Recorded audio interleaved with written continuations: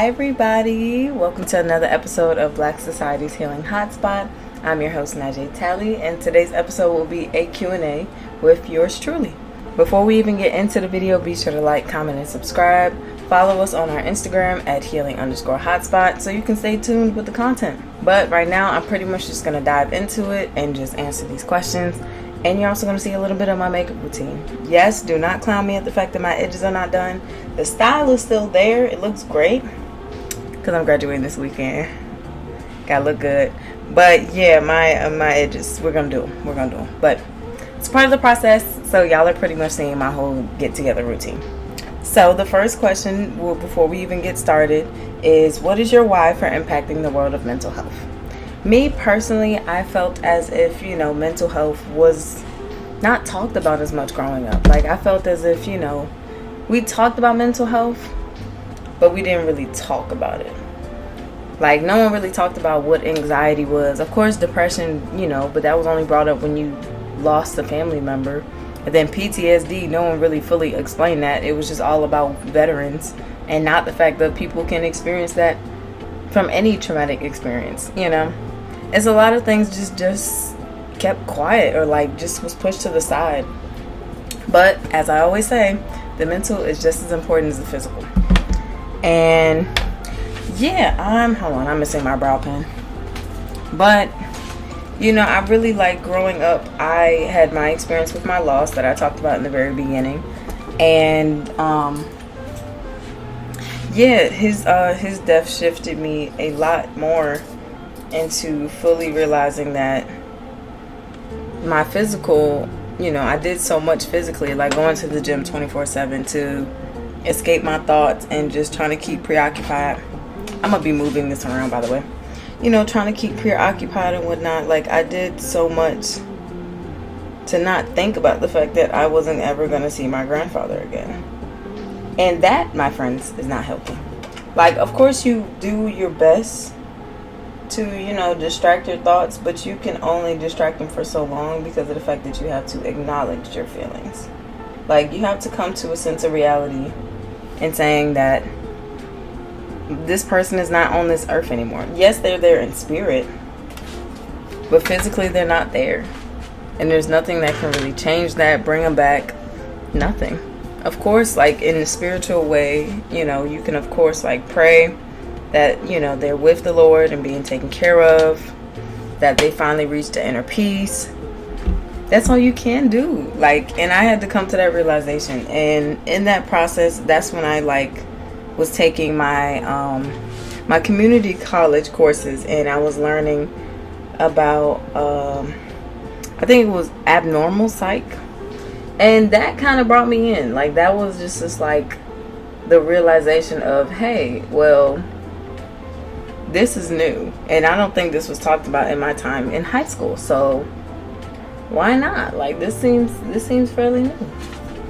So that's why I was just I want to indulge to see how fully this affects my life or even affects everybody else's life. So right now, as I do this podcast, I really just wanted to make an open space so everybody can just see how mental health correlates to you, or you can actually pinpoint where in your life that, hey, I'm dealing with this mental hardship, or hey, I deal with this mental hardship. I wanted to see if anybody else deals with this mental hardship. It's pretty much the healing hotspot. Everybody's connected. I just wanted to make just open space, open for everybody, for real. So that was my reason why. And also, don't judge me on my makeup, okay? We work with the little supplies that we have. Okay, I'm doing my best with my little, I forgot where. I think I got my makeup from the hair store. So, don't judge. We just do the best that we can, okay? We just do the best that we can. Next question. What is it like navigating your academic life and work? And also, how can it affect your mental health? Well, in my time at, VCU, I realized that you got to know how to navigate. You got to know how to do a lot of time management because of the fact that in college, you're more open to do whatever. There's no one telling you, oh, you got to stand this way or go this way. No. You have freedom. But with that freedom, just realize you put all your money into this. So you better make it worth your while and stretch that dollar out the best way possible. Because like, FAFSA, all this stuff, like me personally with school, I did it because of the fact that I made a promise to my grandfather that, I wasn't just going to stick around town and just do nothing and work my whole life. Like, the goal is to keep going. So he was like, go to school and see what you may learn. If you don't like it, then you don't have to go. But if you do like it, find some connections and whatnot, then keep it going. And that's pretty much what I did. In my time while being here, I just time managed. I had to prioritize a lot of things because coming in, college, you got a lot of parties.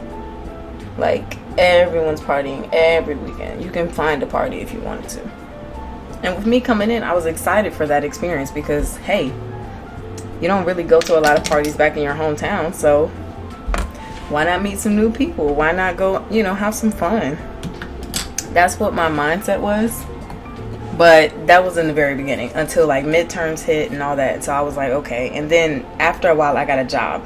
So it was more like, not only am I trying to run this podcast, but I also have to do multiple exams while also writing multiple papers.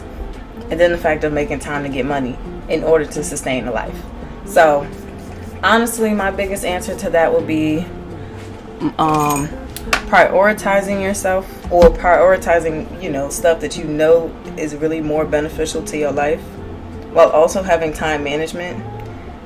Because of the fact that it's just like, with life that I'm learning too, a lesson that I'm learning is the fact of, yes, we have all these things that we need to do, but you also have to give yourself a break. Because your brain will shut down on your brain, and your body will physically tell you, we're tired. And you're going to know that we're tired. Like, your body will immediately shut down on you. You can do as much as you like, but if your body says it's drained, you're done. Finito. And, pretty much time management, prioritizing your health, and just putting priorities first. Because partying and stuff, you can do that later. That's what I was told growing up. Like, you can do that later. Of course, you want to live in the youth and do as much as you can. But you gotta do some stuff. Like, you gotta get your life together first. Can't be out here just, lollygagging and stuff like that. Like, no. Not at all. But that may be my opinion. Everybody else is entitled to their opinion. But I was just raised of, you gotta go get it and go do it. Like, if you really want it, you gotta keep going. Especially the way life is looking, because who child? Bills? Who child? I gotta work. I ain't got no choice but to work in order for me to really keep going. But I mean, everybody has to work. See, now I'm just venting and ranting. That's what I was going for. Next question. What is it like being an adult? As a kid, when you would tell your parents, oh, I wish I could do this by myself, or oh, I wish I could have my own car and drive everywhere, oh, I wish I had my own money. I realized my parents are right, and they'll probably look at this and laugh and be like, ha, I was right. But no, being an adult definitely has its challenges. I wish there was a book that explained everything, but sadly there's not. You can only just rely on family. And, or just do research yourself for different things. Adulting sucks because bills, all that stuff, oh my God. Taxes, no one fully explains that to you until you all of a sudden realize, hey, I gotta pay the government back. Why? Taxes. It's so much with adulting. But however, it's more of just the fact that you gotta watch young adults, everybody in there maybe young 18 up to 30s. I figure that's kind of the young adult type age. You're still an adult, but you're younger than the other adults. It's just so much. It's all pretty much, life is about just making comebacks from setbacks. You just gotta take the punches as they come. Oh shoot, I get hit financially. Well, then I could just gotta pick it back up and keep going. Like, this is just how like the adult life for me is. Like, it's just like you can't sit and dwell in whatever you're feeling. Like, you just have no choice but to keep going. Like, it's no being sad and just being sad for weeks and be like, you know what, I'm just gonna take a whole week from work off. Like, you gotta still get money in order to live. So it's just like, you gotta keep pushing. Like, of course, make time for your mental health. And if you know you're in a relationship with Christ, you gotta make sure that you just pray to him, because honestly, he has all the answers. That's how I've been getting through adult life.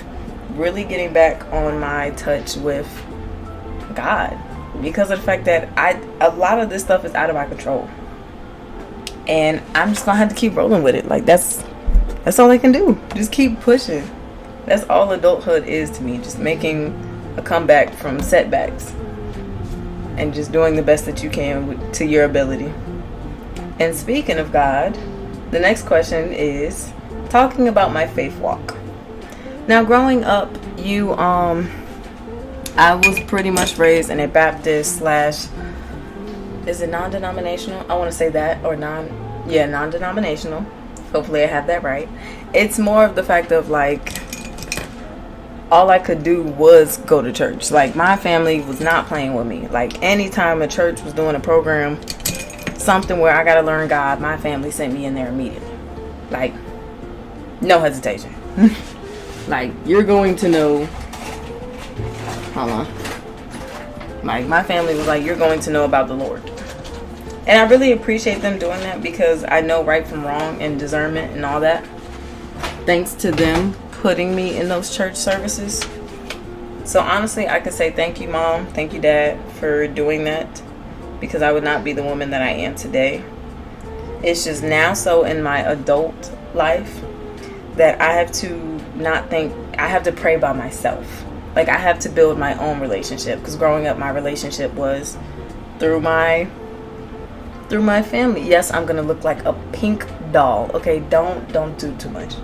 But like, my relationship was through them. It was just like, my family would tell me pray, but I knew they were praying, so I'm like, okay, we're straight. Now, now that I'm on my own, I really have to make my own. I have to make my identity known to God, to be like, hey, it's me out in the world now. So what can we do? Or more or less, what can I do to please you? Or what can we do to like make sure that I'm following you? I don't want to be led astray. So, you know, I'm making sure that I follow you. So recently, in my time of being at VCU, I have found a church, to which is amazing, thanks to my friend. Yeah, like, I finally found a church. I found fellowship. Everyone's just been super nice. Like, I finally feel closer to God more than I've ever been recently. And I can't do nothing but thank God for that. And thank him for, like, how far he's brought me. Especially in these times. Because it's just like, nowadays, it just seems like you never know when God is just going to be like, alright, it's time to go. So it's like, I try to do my best, you know, in the time span that I have. So, not to get too deep, but like, that's pretty much my faith in saying that, you know, through all the challenges that I had in my life, I am now aware that, you know, I got somebody by my side. I'm never alone, because of the fact that I have God. Like, I can't do nothing without this man. I can't breathe without this man. I can't sleep without this man. I can't eat. I can't walk. I can't do anything without him. So that's pretty much my TED Talk on the Lord, because I can go way further into it, but I got a whole bunch more questions. Next question is pretty much giving advice to, you know, multi-marginalized groups, such as being black and queer, or being, you know, black and trans, or being a first gen and being queer. My advice in what I've seen so far is the fact of, don't let anybody change who you are. Like, you are aware of who you are, and nobody can change that. Only thing people can do is accept. Like, it's already enough being black with a target on your back, and then to also be a part of the LGBTQ community. I think there's Q plus, forgive me. But it's already a lot on you. And the world just seems so against you. But just know that you are amazing. And don't let anybody change who you are. You are in complete control of your decisions. You are aware of, why you chose, why you felt or feel the way that you feel. Why you do the things that you do. It's all you, baby. Like, no one can change that. Oh God, I am messing up my lips. Like, oh, we're not gonna talk about it. But it's already a lot on that person's mental, especially in the LGBTQ community, while also being black, because it just seems like everywhere you look, someone is against you. Like, someone doesn't want to see you prosper. No one wants to see you win. You're just hated upon, and that's not how it should be. That's not how it should be. My advice is to keep going no matter what. Continue to be yourself, because at the end of the day, you are human and we all bleed the same blood. Everything is red. Why does there have to be such hatred towards you because you choose to do things differently? You choose to be outside of the norm. The world always preaches about changing and being different. Then how come when somebody chooses to be different, why is it a problem? Like, it's already the fact that we can't normalize, one race trying to be the other. Like, no, there are different races, different cultures. We can't just all be up under one. Like, only thing we can do is respect each other. Like, it's nothing else to it. Like, my advice would be to continue to be you and take care of your mental health, because there's already a big target on your back and you can only do but so much. So continue to look after yourself and always remember that you're great. Always, okay? I know this is like sometimes hard to believe, and it just seems like everything is against you. All I can say is, if you know God, like I know God, everything will be okay, okay? Next question. This question is, what is the role of sex on mental health? Now, we're all grown people. We're all grown. Just gonna nip that in the bud now. Like, this is not a fully PG-13 podcast. Like, we get real with stuff. So, I did my lips, but I forgot my lip gloss. Oh no. Okay, and we're back. But sex is natural. It is two, bodies being, let me not make this weird. Either way, sex is natural. It's something that everyone does. My thing is, it's how we reproduce, how we live centuries, It's how we've gotten by. However, what is the role of sex in mental health? Of course, it's pleasurable. And it can release certain emotions, tense emotions, etc., all that good stuff. However, my thing, when I think of sex and mental health, I don't want it to be overly, as long as sex isn't like, you can't go a day without it, that's unhealthy. Like, when you can't tell yourself like, hey, I can be celibate, that's unhealthy. Like, you have to touch yourself every day. You have to have sex every day. But this is my opinion. I know that, of course, everyone has their own thing. But, like, it's just more the fact of, like, you can't take a break from sex. That's to me, it kind of almost seems like a behavioral addiction. Like, almost as similar to gambling and, internet gaming and whatnot. Like, if you can't take a break from it, then it's almost like an addiction, and that's not healthy. You have to be able to, sorry y'all, once again I'm turning this way, you have to be able to give yourself like a break, like, and plus the physical body can get worn out after a while, and that's not good in your mental. And plus the fact that me being in the religious way that I am, I know that if you're having sex with multiple people, in my opinion, it's lustful, and it's just a lot of spiritual connections that are just kind of like, what is it, soul connections and whatnot. It's just a lot going on. Some people believe in them, some people don't. This is all opinionated or just stuff that's flowing to my mind.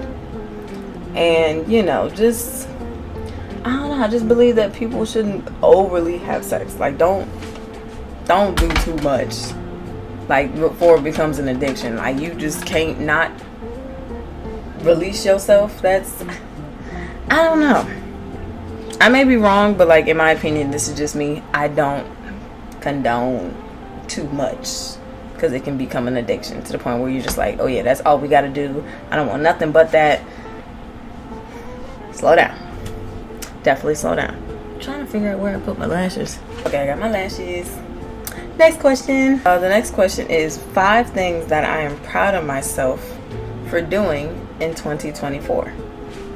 Because we are now 5 months in, of course the biggest thing was graduating, but I'm not going to include that because, you know, it's just, that's already a big goal. But like, I want to say maybe other goals. One is maintaining my mental health. You know, I definitely say that I was very anxious when coming into college, and it really did mess me up to the point where, like, I had my first anxiety panic attack, and it did not feel good at all. And I was at a very much public event, and I did not like that at all. It was very uncomfortable, and I just felt so weirded out to the point where I didn't want to show my face for the rest of the event because I was just crying my eyes out and barely being able to breathe. So I'm definitely proud of the fact that last year around this time, I'm not that anxious anymore. I have now put myself in uncomfortable positions to train my mind that, hey, we're going to be okay. Live, breathe. You know, if you sense something wrong, then you can leave. You always have the ability to leave. But my anxiety has definitely gone down. Even though I'm not fully diagnosed, I'll admit that. So it's not good to always do self-diagnosis. But I definitely get very anxious. But that's not as much anymore, so I'm proud of that. The next would be that I'm allowing myself to ask for help more. Like, I'm not going to try and do all these battles by myself. I have a support group. I have friends and people that care for me.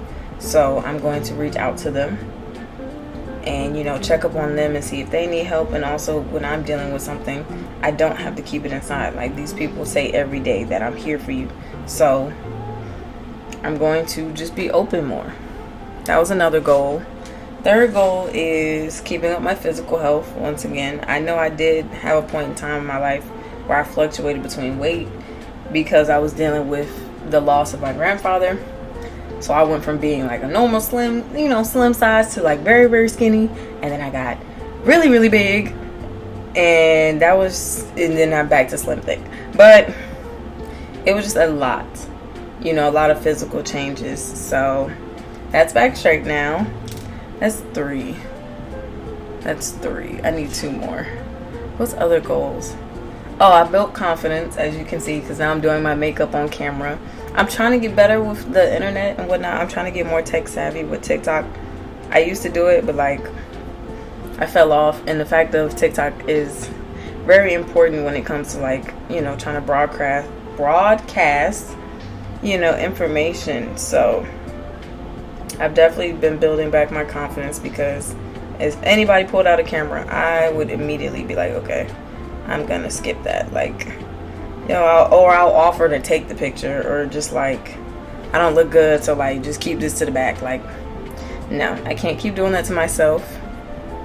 I can't. I have to realize that I am, you know, a young, beautiful woman that I see myself. Like, I have to tell myself that I'm not ugly. I'm not none of these negative things that these negative thoughts are trying to tell me.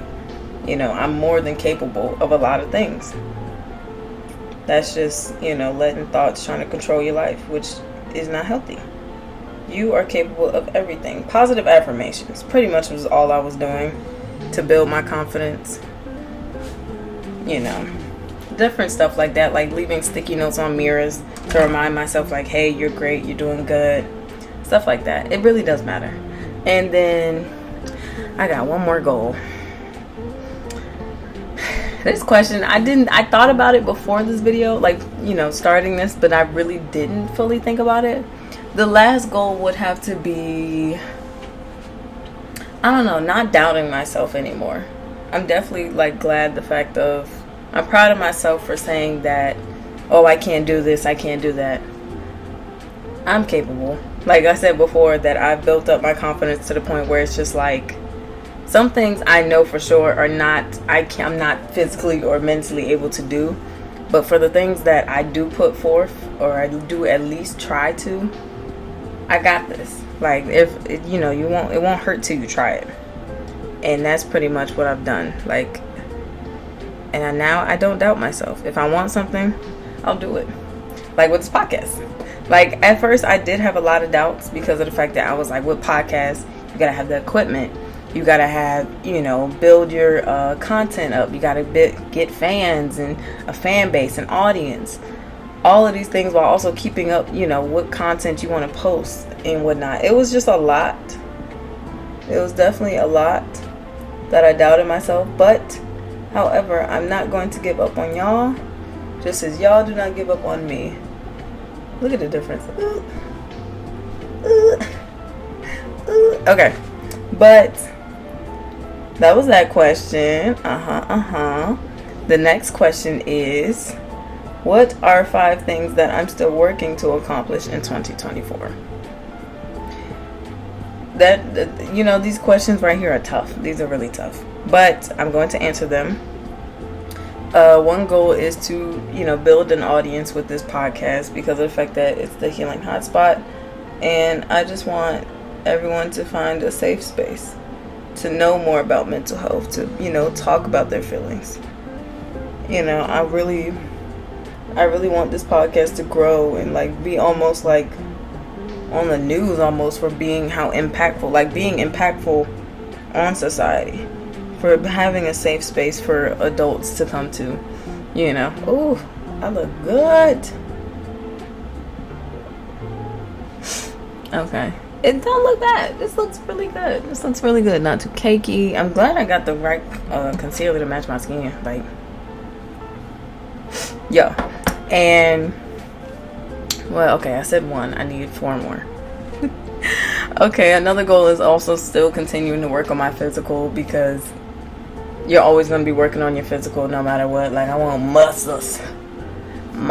I want to be real, like, beautiful, defined, muscled. I'm slowly getting there, but that's just the physical. Mental, I want to completely erase being anxious. I want to completely stop negative thoughts from ruining the possibilities of me flourishing to further goals. Like, I don't want my self-doubt to be in the way of anything. So that's nipping in the bud. That's 3. What else? I also want other goals I want to travel. I really want to see the world. Like, I really want to just go out and see, what it's like in other countries. Of course, it's something I need money for, so I'm going to have to keep working my butt off, but I want to see the other world just so I can, like, gain perspectives of what their mental health is like, or just to see the other world view, like, just to see more than the areas that I've been in, because America's cool. There are probably a few cool spots I would like to see, but honestly, I want to see the other countries. I want to see the beauty. I want to see the beauty that you would see in movies and stuff like that. Like, I want to see everything. Traveling. And then last but not least, as a goal, I really want this podcast to be impactful. Like, I don't know if I already said this, but like, I really want this to be big. I'm still going to continue to work on this throughout the year. And of course, another goal is my self-confidence. Posting more pictures and being able to be more socially interactive. Keep the podcast flowing, online and whatnot. All that good stuff. Okay, now I got to do my edges. We're going to do the edges. See, y'all going to realize with this podcast, my brain is always kind of like going. And so as you can see, I'm always like moving or forgetting something. So right fast, we're going to do... Nope. Never mind. I guess we're skipping the edges because the way the phone is set up. My ring light broke, so we got a little station going on. But it's okay. I mean, either way, the makeup looks great. What do y'all think? I should probably add more glow. I don't have contour. I know I need to. I feel like contour will give like my cheeks more defined shape, but this works. But yeah, I hope you all have a wonderful day, and I hope you all like maybe got your questions answered, and if not, we can do this again. Maybe even give me some like makeup like pictures, like, oh, try this with your makeup, or do something else. I don't know. We'll work on it together. It's okay. I'm good with makeup, but not that good, just for myself. So either way, I hope y'all had a great time, and be sure to once again, comment, subscribe, repost this reel on, from my Instagram page, healing_hotspot. Stay in tune, stay in touch. We'll probably maybe do another Q&A depending on y'all. So maybe get some interviews in. You never know. Hope you all have a great day.